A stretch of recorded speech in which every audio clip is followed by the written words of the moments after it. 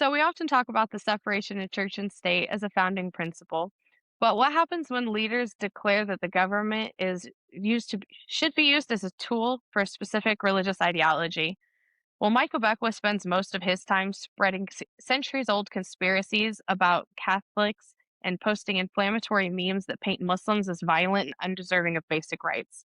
So his Facebook and his X feeds read less like an account from a public servant and more like a manifesto. So today we'll explore how Christian nationalism, anti Catholic bigotry, and Islamophobia aren't separate issues, but are interconnected pillars of this worldview that is seemingly on the rise and hopefully to make it make sense.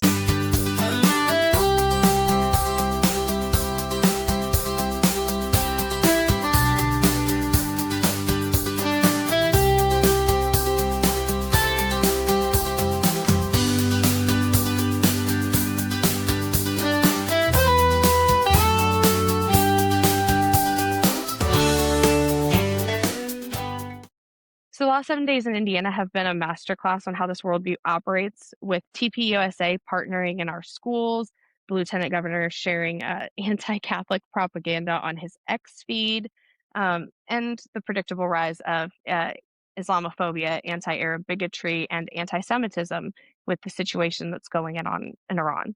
Yeah, I mean, we see this going around in our nation and across the country. It's something that's happening right now. The narrative is there. People are talking about this. Christian nationalists are coming to the forefront, posting, scriptures and all this other bullshit to, validate the war in Iran. But people don't realize what we are faced with here in Indiana, and that's what we want to discuss today is the frickin' white Christian nationalist lunatic that we have as our lieutenant governor, who does not deny it one bit who he is.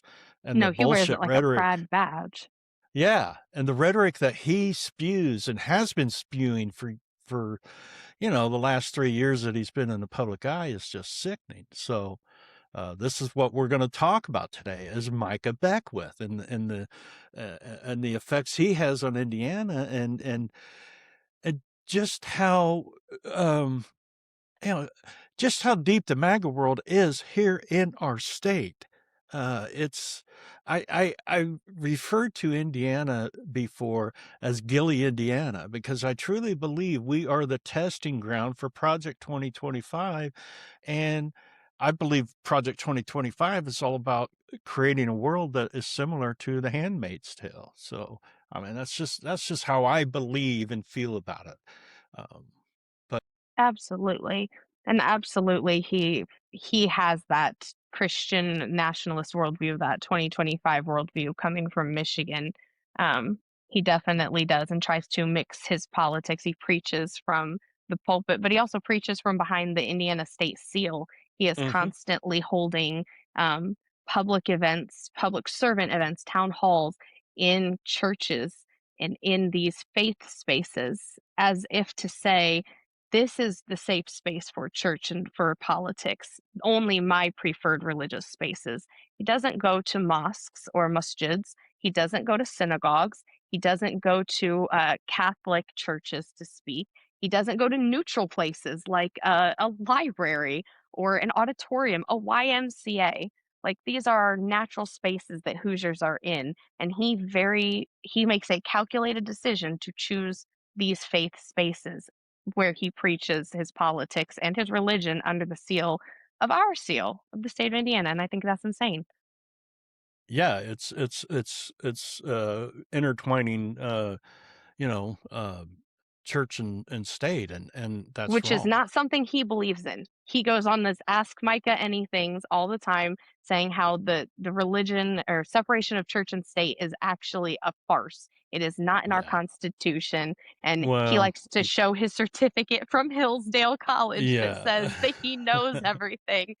And I'm just like, Yeah. the Establishment Clause, have you read her? Well, I just want to draw attention to something that a lot of people probably don't think about, and I probably do because I run a nonprofit. Churches predominantly are nonprofits, and part of that money structure is that they are supposed to not have any particular affiliation. So the fact that he's using these nonprofits, because these churches are nonprofits, which means that that money is tax deductible, as a meeting place to spew hate, not only is an affront to our laws, to our government, to the rules and regulations of nonprofits, not only is offensive to people of other religious beliefs, but he's also using this to weaponize religion in general and indoctrinate our youth in a way that is misleading and not beneficial to their future. Yeah, so a lot of people may not be familiar with who Micah Beckwith is. So I'll share this picture of him with you, and then let me just give a quick rundown about who he is, and then you guys can go ahead and take it from there so we can talk about some of these instances, the things that he has done and said in the past, and who this guy truly is and what his beliefs are, and just how, I don't know, deep into the cult he is, if that's the proper terminology to use, because I believe that is what he is. He openly embraces the label of Christian nationalist. He defines Christian nationalism as being a steward of what God has given you, which he interprets as taking care of the nation and community by being the hands and feet of Christ in your community, integrating biblical principles into governance. In 2022, he posted a video stating that every follower of Jesus has a job to be a Christian nationalist. He has stated that he does not advocate for a theocracy, focus forcing Christianity on others. He just believes that Judeo-Christian ethics are the necessary foundation for American law. His core ideology is aligned with the Seven Mountains Mandate, which argues that Christians should influence 7 key areas of society: family, religion, education, media, entertainment, business, and government. He has defended using biblical teachings to create laws, stating, if you think we can have a nation that's not a religious nation, you're woefully mistaken. He opposes gay marriages and has advocated strict abortion bans, including removing exceptions for rape and incest. He spearheaded a review of children's books to remove content deemed inappropriate. He heavily criticized COVID-19 vaccine and mask mandates, stating that his church provided thousands of religious exemptions, which is no shocker there. He accused Indiana Democrats of promoting the Jezebel spirit.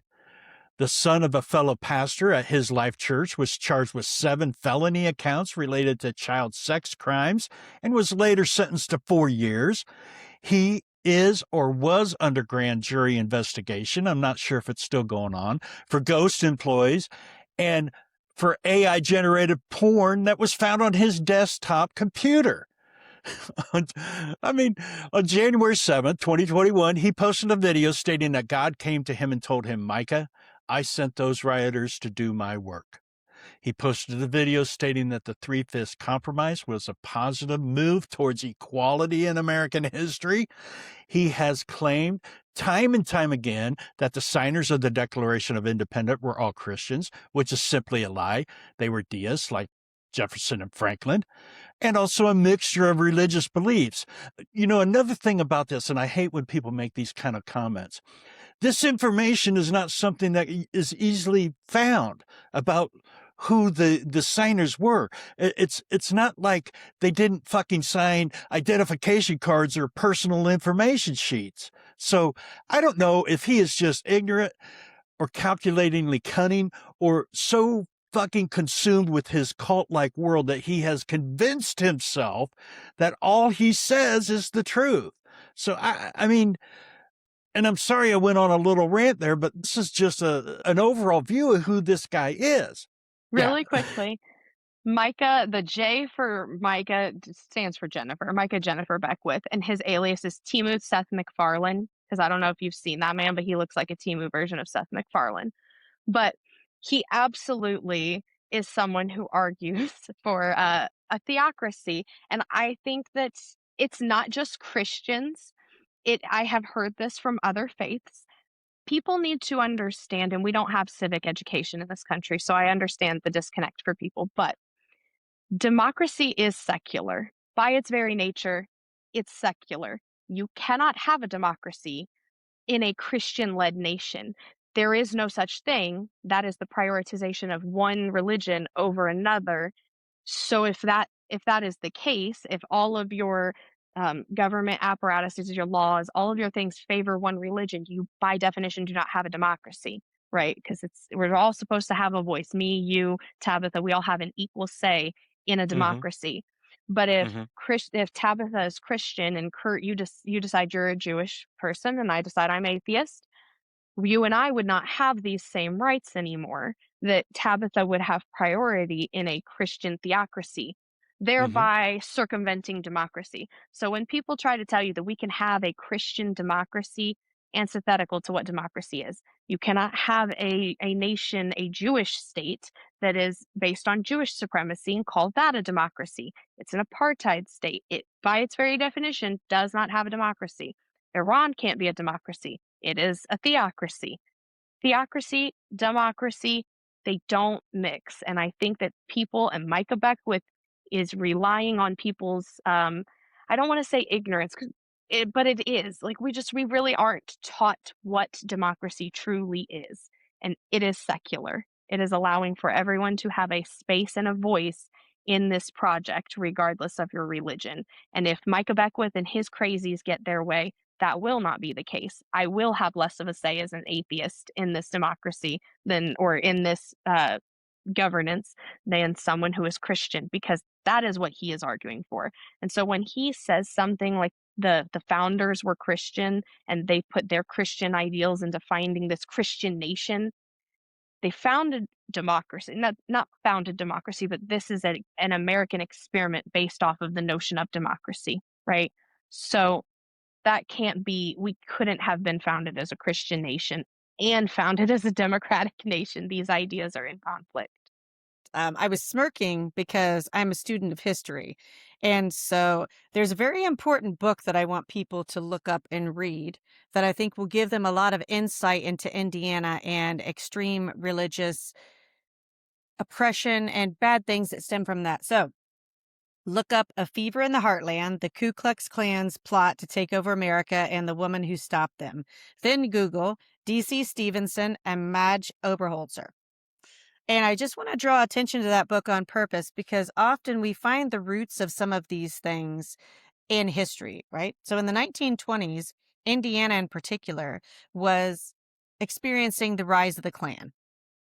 And we had a large rush of Klan members that were using religious institutions, predominantly, I think it was the Presbyterian Church, to funnel money through those churches for this organization. And this organization found deep roots in Indianapolis and in the government of Indianapolis, which then spread those roots to DC. So this is not a new thing. This is just a new wave, a rebranding, if you will, of the same old stuff. And this is why I think they're choosing Indiana as this hotbed, because I feel Hoosiers have a deep faith. You do have a lot of Christians here.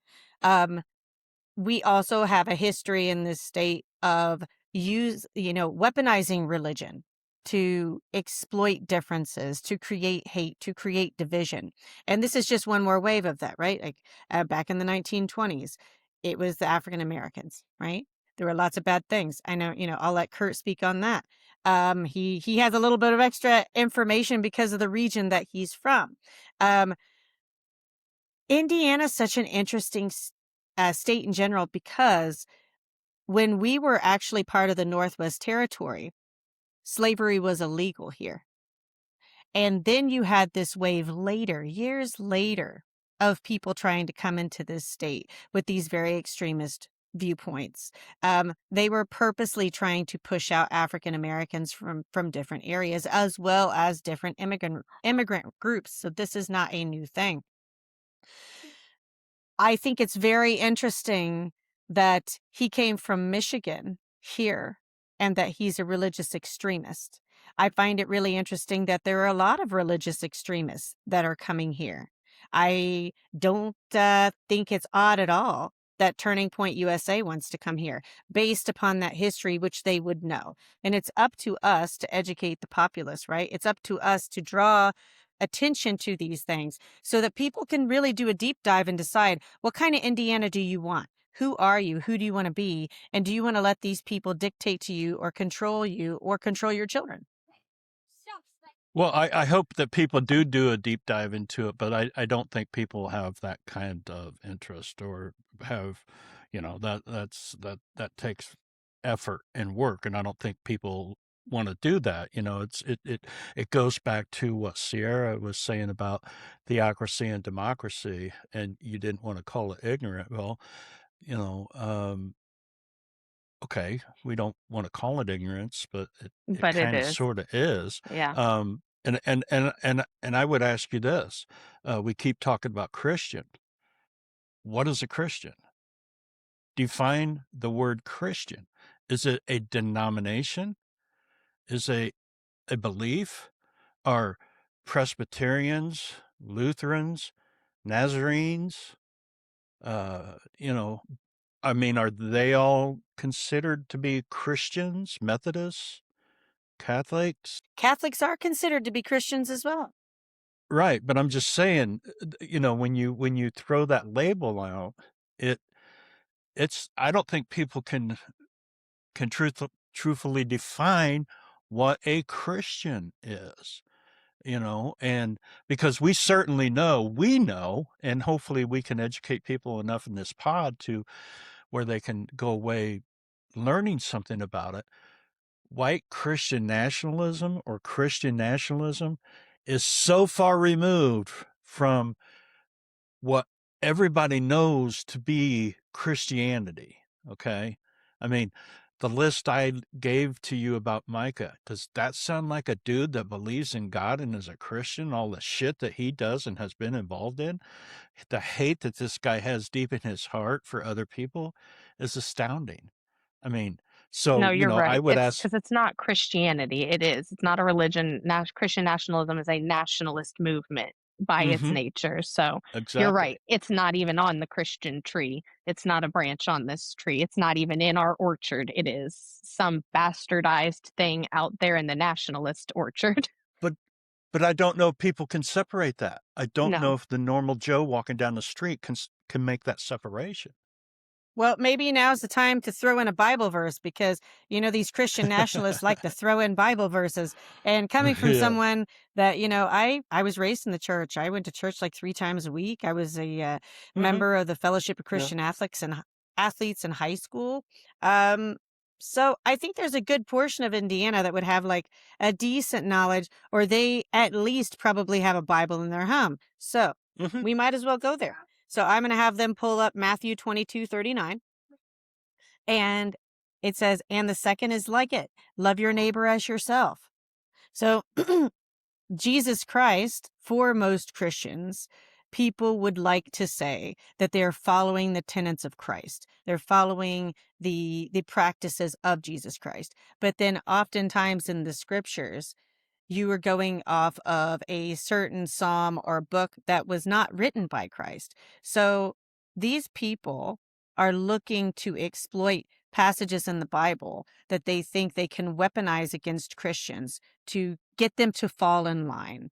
But these are the same people that will not bring up verses like this, because my opinion, based upon my knowledge in the church, is if you are a true Christian, then you should be helping your neighbor, helping the immigrant, helping the poor, helping the children. So absolutely, that situation that's going on with Paternal is very problematic because most Christians in this state, regardless of denomination, would feel that part of your main job is to protect children. And yet he was in the company of someone that was doing bad things to these children. He Well, he defends definitely him. I was gonna say he also he uses Matthew, the very scripture that you brought up. Micah Beckwith will use that, but he will tell you what you are doing is disingenuous in trying Mm-hmm. to conflate it with big government. That it is not government's role to take care of the immigrant, the poor, the sick, the needy. That is actually the nonprofits organizations and the church's role to do that. So Yeah, that's he how wants to create he government twists using that. Yes. Christianity. So Right. But it's right. kind of a He's an insane person. But also to your point, yes, he does. Jonathan Peternell and Nathan Peternell are very closely linked to his life church. In fact, Nathan Peternell is the dad. Jonathan Peternell being the one who was Mhm. convicted of these crimes, Nathan being the father. Nathan Peternell actually recruited Micah Beckwith Mhm. after he saw what he did to is it Southeast Hamilton County? He was on the board of Hamilton County's public library, and he was doing all of the anti-woke stuff, trying to ban books and shit, right? Yes, and so Nathan Peternell sees that, and he's very religious and political leader. So he's like, "Oh yeah, this is my guy." And he goes and approaches Micah Beckwith and starts talking to him about like, "Hey, what do you think about preaching your, politics from the pulpit, but also maybe getting into office and starting and preaching our worldview to the rest of the normies?" And it went off from there. But yes, Mhm. Nathan Peternell is also a donor to Micah Beckwith and was very instrumental in helping Micah Beckwith get the delegates needed to stage a coup for the lieutenant governor position. I think that's an Yeah. important thing to note, right? Because I don't think a lot of Hoosiers recognize that the lieutenant governor position is not an elected position by the populace, if you will. So yes, The General Assembly is fixing that because they yeah, hate Micah Beckwith that much. But go on, sorry. right. But they should, right? Because you should not ever. And I might go as far as to say that as, the Secretary of State too. If you have a position that has an enormous amount of control over people's choices and their money, they absolutely should be elected by the greater populace. So I think it's so interesting how, like you said, they staged a coup and they're like, we Mhm. very much want this Christian nationalist in that position because he's number 2 in the state, directly under the governor. And I think that's insane. And he Well, is I insane. remember when this all came out and he was put into office and he was elected by delegates, right? Okay. So there was a story that came out that there was some shit that happened behind the scene and that there were over 60 members of his life church that 68, I believe. He needed 68. 63 Okay. to beat the woman, and he got 68. And somehow he miraculously got that number in order to win His the wife was a seat. delegate for him. Yeah. So Like, I mean, it just blows me away how people like Micah Beckwith, who sit there and present themselves as this holy, some fucking apostle of God or disciple of Christianity, and preaches all of this bullshit, and then is just shady as fuck behind the scenes and does all kinds of just unlawful and dirty ass shit to get to where I mean, it's just like the AI generated porn, and I'm not going to harp on that much, but the dude out in Oklahoma who was removed or left the Board of Education, he was in charge of the education, who wanted to put Bibles in every room, Trump's Bibles in there. They found porn on his fucking computer too. I don't shocked. understand what it is with these dudes. I mean, Color me shocked. yeah, it's like there's a playbook. Christian nationalist, white supremacist, racist motherfucker, into porn, into, Mhm. unlawful It does shit, seem to be defender that of way, doesn't it? pedophiles. Like a little checkbox Well, they I'll tell you have. what it is. It's like turn to page 32. Oh yeah, I could do that. Yep, It's exactly. crazy. Well, It's well, absolutely crazy. look at the examples we have, Kurt. Like, thank Mhm. goodness you're a good man, right? You're a good man and you're trying to make a change. Um, for whatever reason, these people are crawling out of their holes. I mean, look at the advisor that's advising Pete Hegseth. Mhm. For an example, you have these who knows what happened to them as children? I suspect something very bad happened to them as children, or at the very least, their own fathers probably abused their mothers because, um, I can't come up with another scenario why these men would be so hateful, especially towards women, especially, looking past violations that would violate their faith, right, against children. 'Cause you're right. They seem to have a certain path, and, people would also argue that we have a large section of Christian nationalists in our government as well. I don't Well, yeah, I no doubt don't about it. think that there is any coincidence there, right? No, no, Much it's like the deliberate. Exactly, much like the Jewish state, right? Like, we've been infiltrated by the Jewish state, and we've been infiltrated by the Christian nationalists, and this has been a long plan, and for those, once again, that wanna do a deep dive, we're talking, you know, if you read the book The Family, this started in the 1930s. So if you use Indiana as ground zero for this argument, right? If the Klan was here in the 20s, and then you had DC Stevenson that does something really horrible and wakes up the Hoosier public and says, "Oh, this is not good. We don't like this. We don't want to be associated with this." And then right after that, we have people that are, going and trying to raise this extreme Christian nationalism and just have it spread all over the country. I mean, this is not something that's new. No, it looks like the third coming of the KKK. There's a really great book, The Second Coming of the KKK, that talks a lot about, I think, what you're touching on, the fever in the heartland, talking about Indiana's part in the KKK.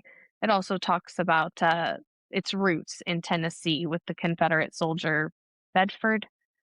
I'm going to butcher Nathan his Bedford name. Forrest. Thank you. Thank you. Yeah, he Who was started it in a Tennessee. cavalry general. Yes. Yeah. Yes. Just a hellacious man, one of the most brutal cavalry soldiers that there was in the Civil War. I mean, he But that's was known. He was the yeah. first Grand Wizard. Yeah, the But yes, KKK to thing. your point, this is Yeah, something. we have to Yeah. do an episode on that because that is Yes. so deep, and people get that so wrong all the time. It's just Yes. completely Much like the misunderstood. founding fathers and their religion, they get that so wrong all the Exactly, time and because it that takes there is actually studying an instance and reading their diaries, reading letters that they sent. Like, right. knowing that Thomas Jefferson was a deist is not Mm-hmm. something, like you said, it's not written on a card. I, Thomas Jefferson, am a deist. Right, You right, would have right. to go and like to Monticello, and you'd have to see his writings, see his Mm-hmm. letters that he wrote to people. Had kept a diary. He actually kept a Bible that he had taken a lot of passages out of that he felt like Mm-hmm. were blasphemy. He felt like, Mm-hmm. no, really, what you need is you just need Jesus. You don't need all this extra superfluous shit. You don't need what Paul wrote. You don't need all this other shit. You really just need Jesus. And that's really, I mean, not to point out that, Micah Beckwith was right, because that's not, he didn't want Jesus in governance. He just wanted his own version, his own spirituality for himself. And I think that gets lost in what Micah Beckwith says a lot. And in his saying these Judeo Christian values, Thomas Jefferson would not understand what Judeo Christian means. That term doesn't really come up until like the 20th century. Mm-hmm. So that's not really a term that these deists would have been familiar with. And I hate it. I hate this term because Judeo-Christian refers to only two of the Abrahamic faiths. There are three. It is Judaism, Christianity, and Islam. They are the three Abrahamic faiths. They are brother faiths. And I Mm-hmm. just don't understand this constant need or want to only link the two books together. Only the Torah and the Bible get respect. And the Quran is just out there as this evil entity that is othered, when actually, Muslims refer to Christians and Jews as the people of the book because they are respected. Jesus is a highly respected prophet, peace be upon him. They call him Isa. He has a different name, but he is very important. And actually, Mary, his mother, gets a huge feature in the Quran. She's actually slightly more important because women have a huge feature in it. So it just frustrates me, the little that people like Micah Beckwith know, or then they weaponize ignorance and incompetence and pretend that they don't know that that's what's going on when they say things like Judeo-Christian, because you are purposefully othering Islam as if it is not one of these three Abrahamic faiths. Yeah, and there are many denominations of Christians. Mm-hmm. Again, it's confusing. Same with don't even Islam, yeah. recognize Mary or even talk about Mary. And I don't Really? know this well, I don't know what is the denomination that is called the Friends Church. They do not acknowledge, they Oh, don't talk about Mary. is that the They don't Latter-day pray to Saints? they don't pray to her. They don't. I think it was a denomination of Quakerism or something. I don't know, but Well, that yes, yes, okay. okay, that's something that you also see, and I don't know this for sure, but with Christian nationalism, when you hear them talking, everything that they say, do you ever hear Mary's name brought up? Never. I've never heard Mike Johnson or Pete Hegseth or that crazy prayer leader in the White House. Hagee? The Is it Hagee? Yeah, yeah, Doug Wilson or any of them talk about Mary. So I don't know where they stand on that particular fact.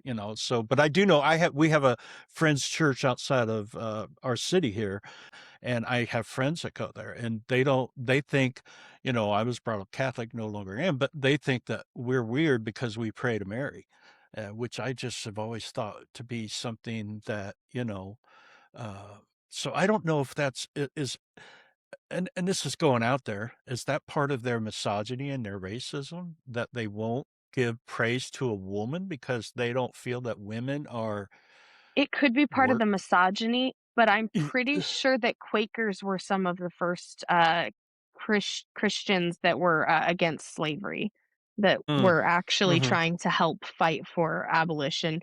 mhm, As far as I know, and I would need to do more reading because even being for the abolition of slavery in and of itself is kind of like a grab bag because you could totally be for the abolition of slavery. And so, by modern standards, like Abraham Lincoln, people go, oh, see, he was an abolitionist. He's great.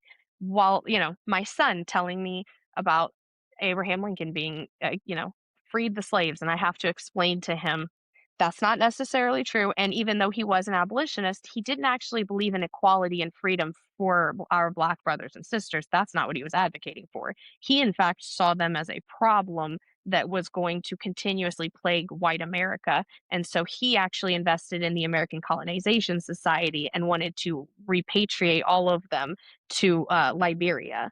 So yeah, yeah, but Lincoln, when he first came onto the scene, was not an abolitionist at all. I mean, his ideologies and no, the things Frederick he Douglass talked about. pushed him a lot. Exactly.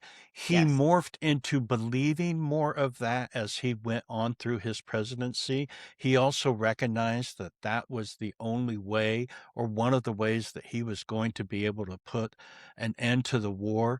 And Lincoln's whole being was about unifying the nation.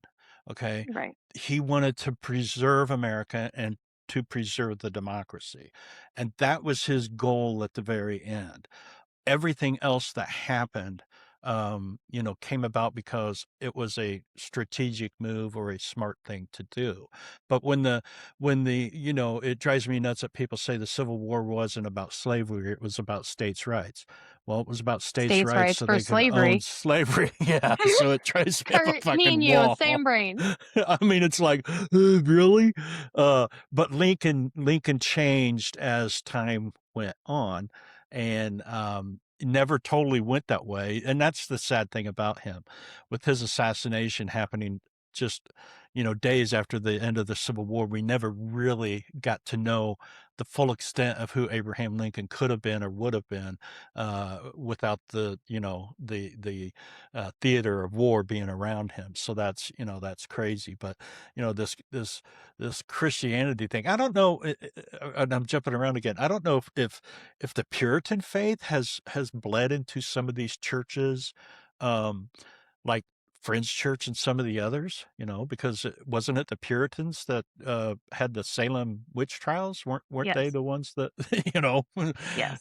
And But, I a women lot of were absolutely possessed people, think by we the have devil and burn I them at think the we still stake? have some strands of Puritanism running Yeah. through, and I definitely So think just to connect it all back really quickly, this is another instance of Christian nationalism or Christianity mhm, being weaponized to perpetuate somebody else's agenda, political yeah. agenda. because And that was in the absolutely 1500s. That was in the right. 1590s. And So look how, even for slavery, I mean, yeah, I yeah. was talking to my mom and talking to her about some of the history, and it came up, and I said there were Bibles, slave Bibles, and very few of them still exist, but you can find them in museums and such, where they would literally take out passages talking about emancipation and liberty and free, and they would take that out because they didn't want enslaved people to have this language. So they Hmm. would remove this and only keep in the part where you're supposed to obey your master, obey your parents and things, so that they could have a very controlled version of Christianity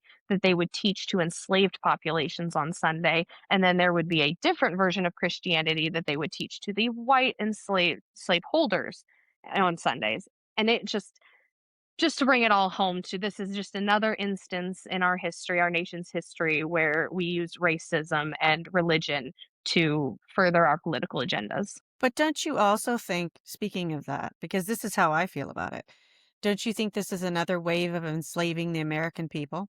And it's not just the African Americans anymore, it's just all of us. Like anybody that falls outside of that gap, because they're Yeah. using the same playbook, if you will, like especially using the slave Bible as an example, right? We now, by using Turning Point USA, by forcing schools to have that correlation, by starting youth groups that are basically like, our extension of the Hitler Youth, right? Like basically, this is just another wave of that. All of these little things that we're doing, it is purposeful to enslave the mind. And Jesus Christ, from what I remember in the Bible, was about liberation. He was about liberating one's mind. And that's where critical thinking comes in. And Christian nationalists do not promote critical thinking. They do only promote a type of enslavement of the mind. Mhm. Yeah, Which and is that's why what's happening in Indiana right now. And look at everything that is being done through Braun and through Beckwith and through other leaders in our state, as far as the laws that they are trying to pass, the attack on the transgender community, the abortion laws that we have. We have some of the strictest abortion laws in the country, yet we have one of the highest mortality rates in the nation. And when it comes to Black women, we are almost at the top when it comes to mortality rates. So their hate and the laws that they're passing to suppress people and to uh eliminate people is just crazy. Just like the when ICE, ICE is being accepted by our government, okay, our state government. They are basically, Braun told the state law enforcement, you will follow what we tell you to do when it comes to ICE, and you will cooperate with them 100%. And that is scary as hell. And I hope it doesn't happen. I don't know why we haven't seen more shit go down in Indiana as far as the ICE agents go, because we have a huge population that could be affected. And now with some of the laws that they're passing with transgender, that this SAVE Act, it's basically giving ICE a green light to arrest and deport transgender individuals if their identifications don't match up, because that's one of the criteria that they use when they, you know, profile married somebody and women, pull them over. If married your women ID, also.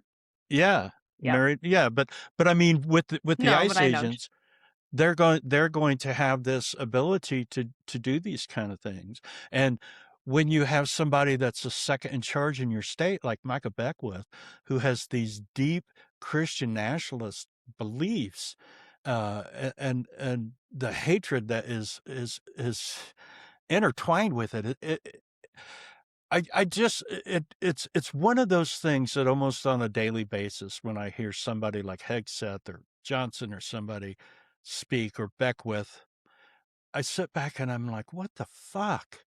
How can these people stand there with a straight fucking face and say the shit they do and have that kind of hate in their heart? Well, and this Eh, is why I think it's important, Kurt. This is why I mentioned this, right? Because this is what I think the root of it is. And I would encourage people to go and follow African American content creators because they're talking about this stuff. ICE essentially is a rebranded slave catcher. And all mhm. of this stuff stems from that time, right? And that mindset stems from that time. You're not going to tell me for 1 second that these people that are currently sitting in office didn't have an ancestor that was a plantation owner or something of the sort. We have people sitting on the Supreme Court right now that have those type of lineage. Um, you can't get an objective opinion from people like that about something that derives from slavery, right? Like that's just my opinion. And that's why I find Indiana to be such an interesting area because you had these slave catchers, if you will, that came in. You had the Ku Klux Klan, but you also had the Hoosiers that were here forever that were fighting it, that were the abolitionists, that were the Quakers, that were participating in the Underground Railroad. And that is why I think they're here, because I think they can exploit that, and they think those people have not died off. And now you're seeing a rise of that. You're seeing a Mhm. rise of, if you want to say, the rebranding of the abolitionist. These people that were always here, that have been here for a long time, that are saying, hell no, not in my state. Like my family's been here longer than yours. That's why I'm particularly irritated about Micah Beckwith, because I feel like, we're getting Michigan's rejections, right? Like, I think everybody should be welcome in Indiana, but when you pull shit like that, no, you shouldn't be welcome anymore because we're not about that noise here. And that's what I think you're starting to see from Hoosiers is they're like, hell no, not in my state, sir. Well, you could find it, but I don't necessarily go along the lines of if that's what you believe, get the hell out of here. I mean, we have to be more accepting of what people believe and allow them their freedoms. We can trash them and talk shit about them, and we can prove what a fucking idiot they are and what a racist piece of shit they are. But you know, the bottom line is he has the right to believe what he wants and to He say what he absolutely wants. does. But But coming we along with that, he deserves to get yeah, the but full blowback. absolutely, Absolutely. and that's what boggles my mind is when, what'd you call him? Temu, Timu Seth MacFarlane. Temu Seth MacFarlane stands up there and says that the 3/5 compromise was good for Black Americans. I just wanna punch him He right in the watched fucking Prager face. University that day, and he felt really good Yeah, about the knowledge he had yeah. gained from it, okay? Yeah. Well, he's into that AI generated shit, He But he this he is Yeah, he why likes we're is. that having stuff, these so conversations, right? Like, I'm yeah. not trying to say, oh, Micah Beckwith, you got to get the hell out because I don't like Right. you. I'm saying, if you can't really start to learn what Hoosiers are about, right? Like I don't think Hoosiers are about that. That's basically what I'm trying to say. That's why I think people are so activated I right don't now. think Americans are about that. True, but Yeah, since but we're I don't talking think they about give a shit. Indiana, I don't think they care. They don't No. care. they That don't care. it's what about they think. It's not what about everybody else thinks. That's the thing with Christian nationalism. Michael Beckwith doesn't give a fuck what Hoosiers think or what they feel. He's going to project onto you what he thinks you should feel and how No, you and I should hate look to at be this things. way and be Yeah. the resident Arab in the room, but um, people think, when they talk about like Islamist extremists, and I think it's interesting. We call them Christian nationalists, but you call a radical Islamist like a jihadist or something crazy. But they're all the same. It's an Mhm. Islam nationalist or fundamentalists, all these fundamentalist groups, the people that they hurt first are their own. Mhm. The mullahs in Iran, the people that they hurt and brutalize first are the Muslims, the Shiite Muslims, because I believe they're Shia majority in Iran. So then they hurt the Sunnis because they don't believe what the Sunnis believe. That's a different sect of Islam. Or they go after the Alawites or the Druze because those are different sects of Islam. So usually even though you're like, "But I'm a branch of your same tree," it doesn't matter. So these Christian nationalists, if you think that just because you are Christian, if you're like, "I'm Catholic, I'm Lutheran, Presbyterian, what have you, I'm on this tree," well, as we talked about earlier, this isn't the real tree. You are on the tree of Christianity, but Christian nationalism is a bastardized thing that is foreign to this orchard here. So you are the first to be hurt. when Micah Beckwith decides to spew anti-Catholic rhetoric, that is an attack from an evangelical Christian onto a Catholic Christian. So these fundamentalists, they go after their own first. They're not usually, I mean, they will go after the Muslim, they will go after the atheists and the Jews. But if you're Christian and you're sitting there thinking, well, it's not so bad if Christian nationalists run this place because I am a Christian. You are wrong. You will be hurt Right. first. And I Right. don't want that for you because Right. I don't want to live in a world where we go around hurting people because of their religion. If you want to battle in the marketplace of ideas, I'm here for it. That's America. Go for it. You want to Exactly. argue over whether or not Mhm. you think whatever the shit you think, this anti-Catholic. The fact that Micah Beckwith thinks that there are Catholics in America getting a phone call from the Pope and that they cannot be loyal to America because they are getting phone calls from the Pope on what they should be doing, or that their head of their church is telling them on Sundays at Mass what they should be doing because the Pope says, and that means they can't be loyal to America. I need you to pull your head so far out of your ass. It is not the 1500s. It's not the 1600s. It's 2026. We've got to stop that. Seriously? Mhm. In the same way with anti-Semites, thinking that like Bibi Netanyahu is on the phone with them going, hey, today we're going to hurt a Muslim.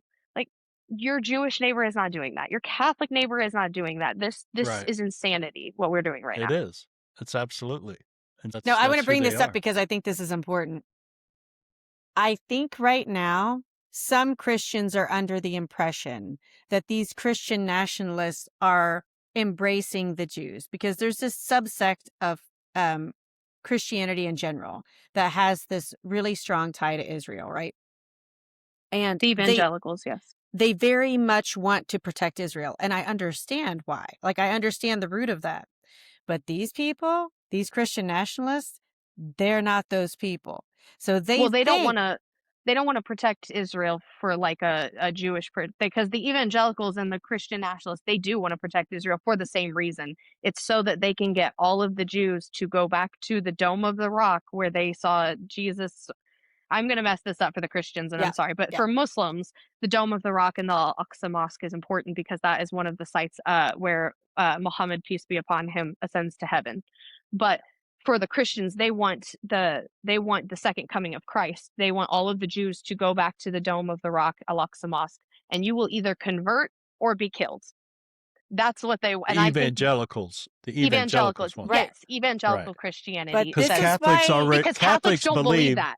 Yes. Catholics absolutely. believe Catholics Jesus don't believe has that. already been here. What the Jesus fuck are you has been talking here. about? I was actually yes, I was a baptized Catholic and took a catechism at 16 because my dad's side is Catholic. So yes, Catholics are abhorred Yeah, he's by already that. They're been like, here. What the fuck he's are you been talking here. about? Yes, he's been Yeah. here, and actually, it is Yeah. fucking insulting the fact that you're saying that it wasn't good enough the first time. He has to Exactly. come. It wasn't good enough. And spend Like, 1,000 years with us. yes, Mhm, right. mhm. But I just think it's So important to I mention, read a story, right? and I can't remember the guy's name, but the rapture. Okay. This was created in, I think it was 1870 something. An Irish dude fell off his horse. And while he was in rehabilitation, while he was bedridden, he created the rapture. So it's only been around since 1870 or what have you. So Sounds so right. I'm sorry. All of yeah, these I mean, crazy shit. The Mormons, they exist as a religion because Joseph Smith put a rock in a hat and looked in it and was like the Book of Mormon. yeah, And so I always just exactly. love these origin stories. I'm Exactly. sorry. All right, I'm just going to Yeah. read it off because, that way we can inform people a bit. So it says the rapture is a specific theological system, a secret pre-tribulation removal of believers, was developed in the 1830s by Anglo-Irish preacher 13th. John Nelson Darby, not the There you go. 1870s, though it gained Okay. significant population in America in the 1870s. Darby, a Plymouth Brethren leader, created the dispensationalist framework that separated believers from the world before a final battle. It doesn't say anything about him falling off a horse or what have you. Let's see here. I'm sorry I got the dates and couldn't maybe he remember his did, name. but that's how these stories go, right? Like, But that's we how try and this find shit. some point in our brain where we're like, oh yeah, like I remember this point of that story, and that's how it sticks. So he probably did fall off a horse. I'll look into it for you. So Kicked in the head with a horse too many you need to times. look into that more because Yeah. this is why I have that, why I do not believe in the Bible and why I have so many so many just, I just don't believe it, because this is a book that was written supposedly, 2,000 years ago now. It was written 100 years. Well, this version, okay, was put together, This version. after Jesus left the earth, 100 years after. And it's known that I think I read one time, it's the most edited and rewritten book in the Yes. history of mankind. Okay. It's actually the thing So, that Muslims have an issue with Christianity on. Yes. okay. So right there. Yes. Because the Quran has never been touched, right? Yes. It's, And nope, it's still in its original it's in Arabic, its which is purest the form. cousin language Okay. of Aramaic, Jesus's But language. we Yep. have a Bible that has so many versions and been written and edited so many different times. So how many, one of the problems with humanity and what had, or with humankind and what has happened throughout the years is that people have a hard time facing their mortality, especially rulers, okay? People like Micah Beckwith or Donald Trump, or people that are in charge. So kings and rulers used to change things in order to give themselves a false sense of um, you know uh, infinite mortality, or existence in the world. Also, They had to. how are you gonna argue with God? God told me I rule this world. How are you Yeah, take it up with the big guy? How are you gonna argue that? right. Oh, But oh, I that's got why I one have for you. so many problems with the Bible, is because of just how many, we can't even get shit straight that was written 100 years ago. We can't even get shit straight that was written, we don't know shit about the signers of the Declaration of Independence when it comes to really their personal lives. But yet we're going to sit here and believe everything that's written in, well, which version of the Bible are you talking about? I mean, it's just, that drove me It's a away great from, question. it, My it's, grandma was a Jehovah's Witness, and I just learned that they have a different Bible. I didn't mhm, know. I had no yeah, idea. I was watching a documentary on surviving Jehovah's Witnesses, and I was like, surviving? Like, I've been to Kingdom Hall, I've been to in these spaces and Bible studies, and they're very nice people, so I didn't know.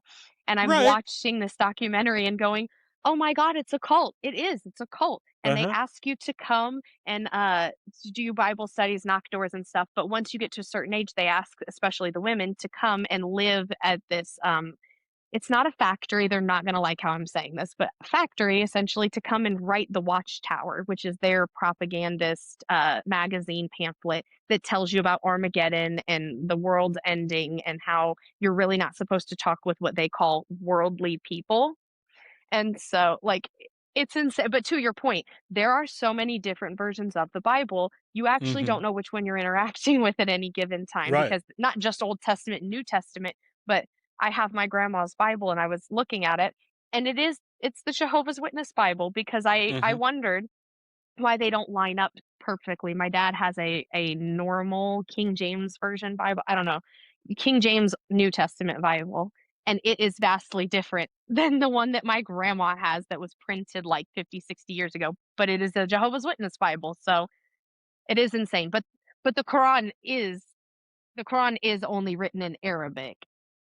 I have a Bible that was carried by a Union soldier in the Civil War, and I haven't got it out for a long time to look at it because it's kind of fragile. Okay. Yeah. Um, White and I paid gloves when you do. yeah, I paid $300 for it, Yeah. 30 years ago.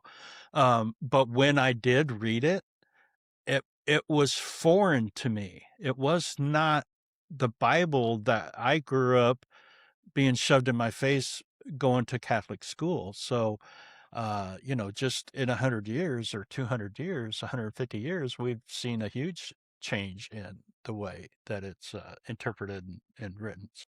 I want to go back to the King James Bible for a second, being like the resident Christian on the podcast, I guess. That cracks me up. Mhm. So, because I was making this correlation in my mind and I was trying to piece this together, right? So, people may not know that the King James Version was written by the King of Scotland.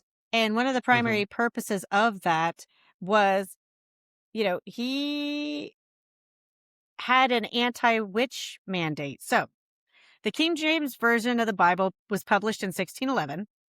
The famously included passage, "Thou shalt not suffer a witch to live," is Exodus 22:18, which was used to authorize and justify witch trials in early modern Europe and America. So here's this Puritan link, right? While often associated with King James' first personal obsession with demonology, this translation did not create the anti-witchcraft mandate. It followed a long line of earlier English translations, including the Geneva Bible and Bishop's Bible, that contained the same or nearly identical phrasing. So that's 1611, right? And then you jump to the Puritans coming to America between 1629 and 1642.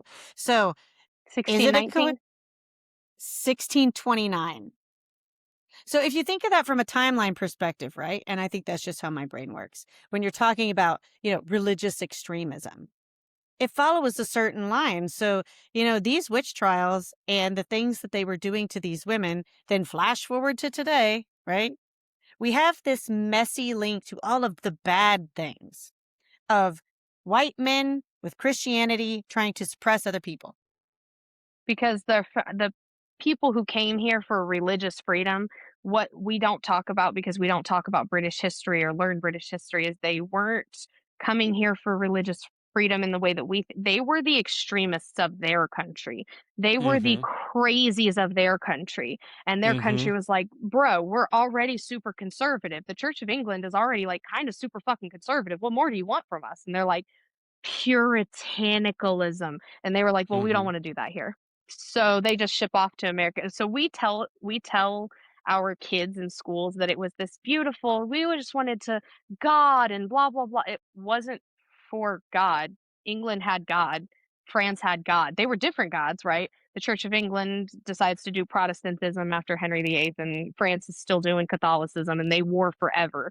But we decide to do crazy religion. We want to do puritanicalism, and pilgrims had their own strand that isn't quite the same as the Puritans.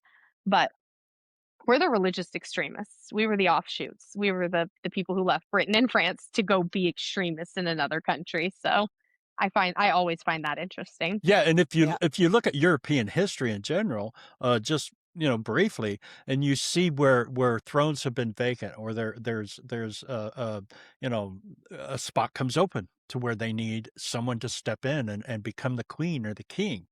How many stories do you read where they're a Catholic and they don't want them in there, so they kill that person? I think Elizabeth is one of the cases where Mary that Queen happened. of Scots, justice for Yeah, Mary Queen okay. of Scots. So I mean, look at how many times that occurred in Europe, where the Catholic was. So that ought to tell you how deep and where the religious mindset of, and I know it was different in different areas of Europe, but basically, this is something that happened, over and over again. And I'm not an expert on European history, but I know enough to be dangerous about it, and say shit that, makes people think. I may not know exactly the names and everything today, just like the story of the man who fell off the horse. I knew that story existed. I couldn't remember exactly And he did. the year I and checked everything. for you. He did fall off a horse. Yeah. Right. That's what So I mean. you were I right. read That's that why story. it stuck. Yeah. He fell off a horse, was rehabilitating, and created the rapture. And now we got a bunch of fucking fanaticals that are believing it.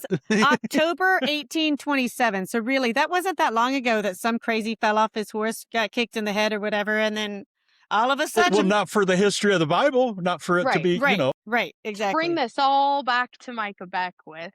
It is disingenuous and dangerous when he says things like the founding fathers founded us on Christian values and Christian ideals, because no, they very much did not. In fact, if you read Jefferson's writings, if you read Ben Franklin's writings, in fact, they were very afraid of this. They understood, having come from France, having come from England, they understood what it could do to have a country that is a Christian, a Protestant country. If you bump up against a Catholic country, well, now all of a sudden France and England are warring forever, and we're doing this forever, and we will just keep doing this cycle of violence and religious holy wars. And so the brilliance of the founders is that they were like, that's kind of shite. I think that's kind of shite. We should fix that. Yeah. We should have religious freedom, and not right. And we should have the establishment clause, where we do not respect the establishment of one religion over another. so that we don't do this, so that we can have a real democracy that is secular, Mhm. because that is a necessary condition for democracy, and Mhm. so that we don't spend for fucking ever just fighting over whose God is right, because who gives a Mhm. shit? Mhm. Do Mhm. that in your own time. I don't care. You're Americans. I love it. Sure. Have a battle in the marketplace of ideas. Just keep Mhm. that the F away from me and my government. That's all. Right. Mhm. It doesn't belong. I was just going Mhm. to also mention too, that's also why it was so instrumental for them to say that people born in this land were Americans. And because we have to remember that these white people, Caucasian, however you want to put it, they were the original immigrants, right? So if they're trying to create their own nation, it makes sense for them when they arrive to this new land that their offspring would be residents, citizens of this new nation, right? And that's why I find it so interesting why people have so much shit to say about immigrants. Cause I'm like, look, unless you're Native American, you're a fucking immigrant, right? And Yes. just But the because founding these fathers wouldn't have thought of themselves as immigrants.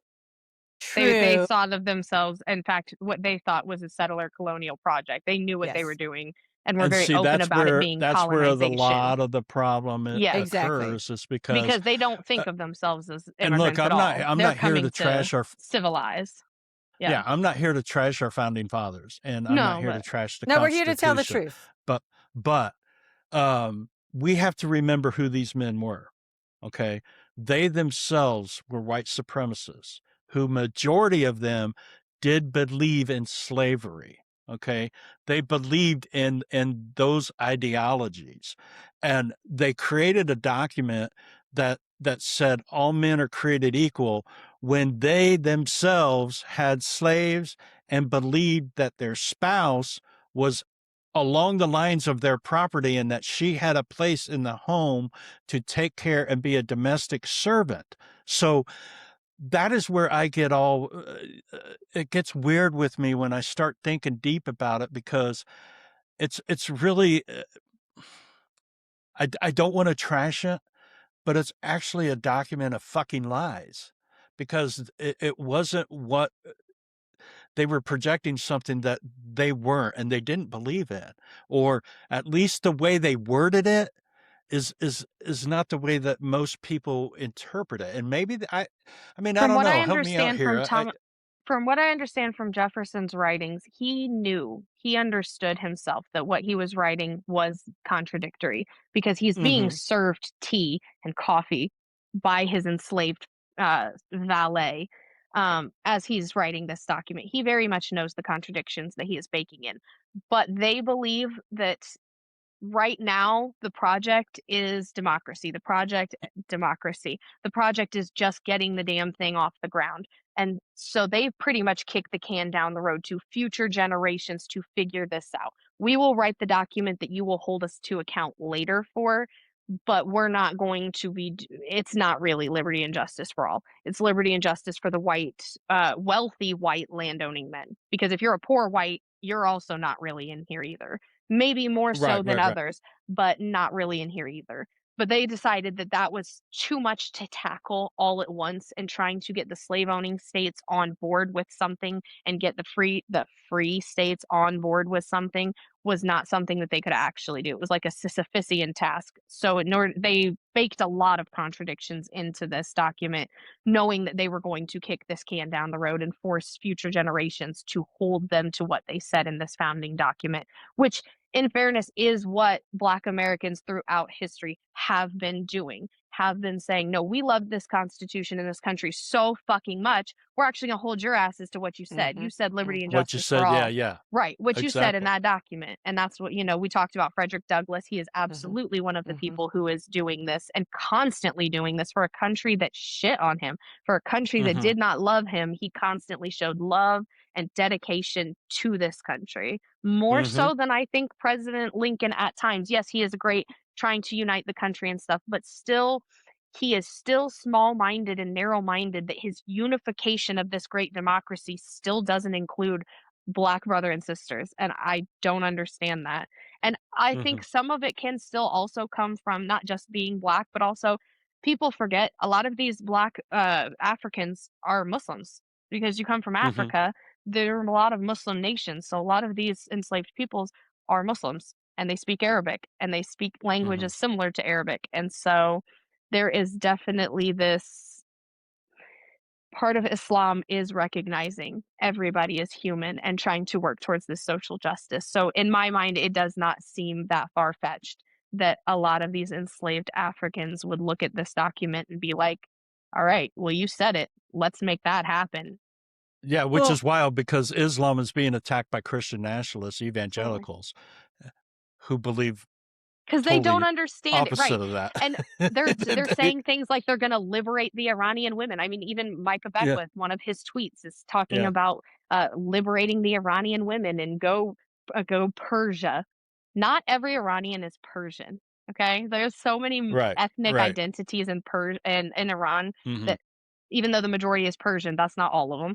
And also, you want to liberate Iranian women while we have just in this episode talked about how women are oppressed in America. Like you are the In Yalaban. Indiana, in Right. You want Indiana. to talk about the fucking Yeah. Taliban or is that you're the Yalaban. Like you people Hmm. oppress women in your own fucking countries. You tell them what they can and can't wear. Whenever a woman gets raped, the first thing we talk about is what they were wearing. That is fucking oppression. That is abysmal. We're talking about not women not having the rights to their bodily autonomy, not being able to Hmm. get an abortion, or in the case of a miscarriage, I had a miscarriage and went to an Indiana hospital and was turned away. They literally looked at my mom and she's crying and saying, "My daughter is like bleeding out. What can you do?" And they said, "Go home, take some ibuprofen, and if she turns for the worst, bring her back." That is When she's not close to dying. when I'm close Yeah, to death. If I decide, if right, my body decides to right. take a turn and go to septic shock, then you can bring me back. If I'm on my deathbed, bring So me back. dudes like Micah Beckwith want to liberate the women of Iran while Oppressing Hoosier making it women. illegal for a woman to abort a child who was fucking raped, Mm-hmm. or Or to to just get even, health care in a miscarriage. yeah, to even or, get that's what I was just going to right. even get basic fucking health care, and to allow a woman to have the rights that she deserves to have at making her own decision. But yet they want to this, and it's not just Micah Beckwith, but this is who we are talking about mainly. It's all of these motherfuckers. This is what they say. They are so hypocritical with what they believe and what they say. It's just unfucking believable. You're worried about the women in Iran while you're just totally destroying the lives of the women in the United States. I mean, And he's doing it in the most idiotic fashion. There's another tweet he posted in like December of last year, I believe, where he promised, "I vow as your lieutenant governor to never don a hijab." And I just read that and was like, wow.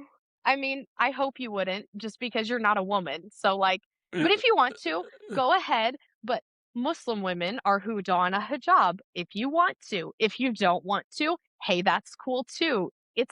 You have freedoms to do that. But men don't wear hijabs. Men wear there are other religious hats. I believe a kufi is one yeah. of them. You can wear Well, a didn't you say his keffiyeh. middle name is Jennifer? Yeah, that's what I call him. Micah Jennifer Okay, Beckwith. well, okay, so maybe that's where the conflict is. Uh-huh. I don't But know. I just I thought don't know. you just to be a hateful man, he's just a hateful man. I also just think it's important to mention, right, whenever we're talking about, people bleeding out and whatnot. I find it really curious that paternal kid only got like 4 to 6 years. Yet a woman in this state, if they were to do anything that would seem approaching an abortion, they're going to get more time than that. And this young man who has really close ties to our lieutenant governor, I consider it sort of a slap on the wrist because the type of stuff that he was Oh, doing shows yeah. it was not a once off. And he's an adult. And I think we all as adults should be held accountable for stuff like that. I don't want to hear anything from someone that's going to tell me what I should do or what my daughter should do, which my daughter's young, right? But what my Mhm. nieces should do. I'm just not having any part of that. And I Mhm. think that I actually represent like the traditional Hoosier female because we very much are that way. It's like, look, don't fuck around with our kids. Don't mess around with us. Like you can be as much of an religious extremist as you want, but do it at home. Like, do it in the comfort of your own home. We're not going to bother you. Like, you stay out of my lane, I'll stay out of yours. And you can be as fucking fanatical as you feel like. But if you're going to enter the public space with that shit, I'm going to hold your ass accountable. Mm-hmm. And yet we still see people who are in office, holding office with like swastikas in the background of their congressional offices and things. Yeah. So like, I mean, these people are feeling very bold right now.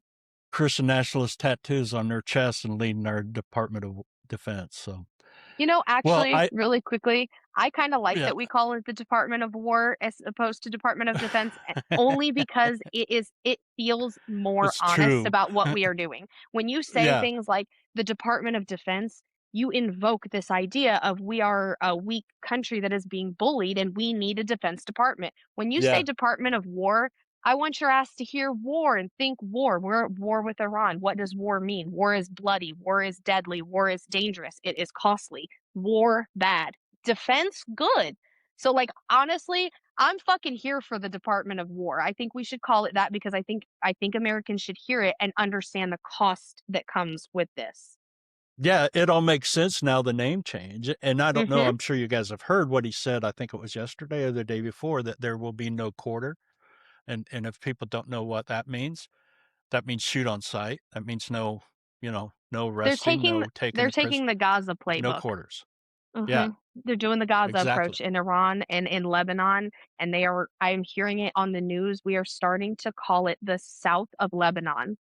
It is not the south of Lebanon. It's southern. I will accept southern Lebanon or the part of Lebanon in the south of Beirut, just to geographic. There is no South Lebanon. When you say it that way, you sound like you're saying Somaliland versus Somalia. And that's not what the fuck is going on. It sounds like what you're saying is like Ambazonia and Cameroon, and it's the separatists in Cameroon. That's not what the fuck is going on. No Lebanese person wants to break off south of Lebanon for an autonomous zone, and they damn sure do not want to do it to let Israel take their land. In fact, that is why Hezbollah was created. I'm sorry, that was a tangent. No, that's okay. Well, I knew this, we talk before we start these podcasts and we say, okay, we're going to shoot for that 30 to 45 minute range.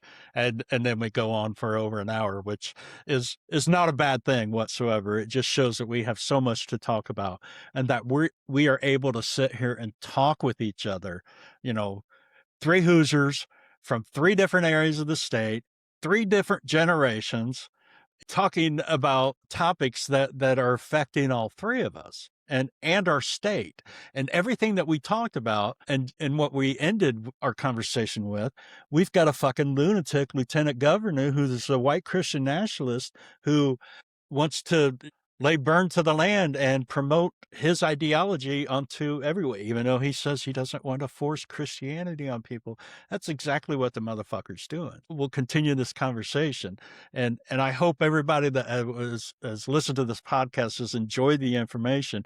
And I encourage anybody, if there's something you want us to talk about, because obviously we have a gift of gab, and we can communicate with each other. But if there's something that you all want to hear us talk about or a topic that you want us to tackle, please drop us a comment and let us know. We appreciate you giving us your support because, we're doing this for a reason. We want to talk about the topics that are in our country and try to make it make sense to everyone. So if you guys have any other thing to say before we call it quits on this pod, please go right ahead. Fuck Micah Beckwith. He is a fucking grifter. He is not serious. He's never been serious. He went to Huntington College and started a boy band where they talked about owning a Prius and driving their California soy boy asses to California to pursue this dream. So I just want Hoosiers to know that if you think this man is for you and about you, he didn't even care about you. He's from Michigan and wanted to move to California to pursue his dreams of being the shittier version of Simple Plan. So fuck Micah Beckwith. I didn't know you were going to bring me to tears. I did a deep dive on him and found out that he had a boy band in college named I've read that Attaboy. before. I forgot all about it. And I listened to all one of their about it. songs, and it was like the shittiest version of like an early 2000s Simple Plan song. Like it sounded like Ocean Oh my Avenue, God. but like the more religious version. It was so bad. And Huntington paired with them as like this. It was supposed to be this great marketing thing, but they were so bad that the band never went anywhere. So If we could dig that up and get a video and post it here. I can Okay, give you some. we'll try to post it here Do you for want a people video so they or can do you see want it. an audio? So, anything that we could show people about it, I I have a think that'd be video of great. them, So and I have their we'll song samples. we'll find the video. We'll post it here in this podcast so everybody can see. Hey, with gas prices hitting a record high and no immediate economic relief in sight, we as a band, we've been talking, and we're trading in our 15-passenger van for some more fuel-efficient wheels as we get to shows and haul our gear. Let's go, guys. All right, guys, you ready? Let's do this. Here we go. 1, 2, 3, go. A little faster. Tabitha, are you going to bring me to tears, or is that? You know what I want to see? I want to see the rise of the Hoosier woman, because I am what a Hoosier woman looks like, and we take no shit. And some little asshole like that comes into our state and tries to tell us what to do, what to think, who to love, like how to treat our bodies or whatever. Just go to hell, Micah Beckwith. So I want to thank you again for joining our podcast. What an ending to the show. I mean, this is just great. And as you can see, I love the thought processes and the courage that these two women that I shared this pod with have. It's why I'm doing this and why I'm here with them. So we want to thank you for joining our podcast. My name is Kurt. I'm Sierra. And I'm Tabitha. And we just want to make it make sense. Make it make sense. Thank you, and we'll catch you on the flip side.